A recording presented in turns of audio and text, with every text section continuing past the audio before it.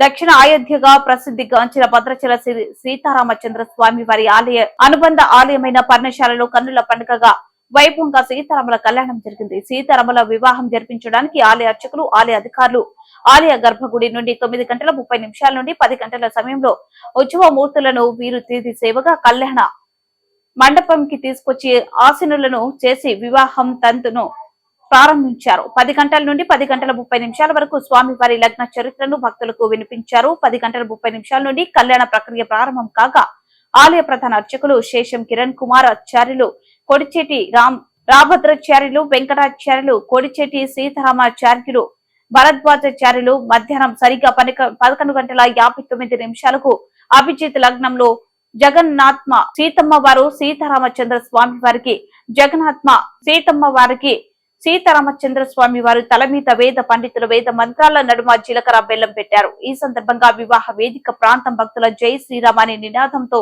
మారుమ్రోగింది. అనంతరం సీతారామచంద్ర స్వామి వారి సీతమ్మ వారికి మంగళ ధారణ చేశారు.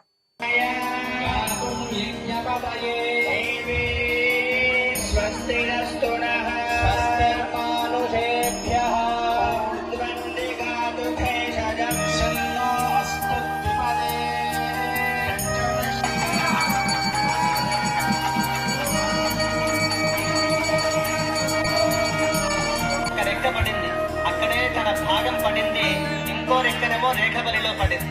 కాబట్టి ఇవన్నీ నమస్కారం చేస్తాం. ఓం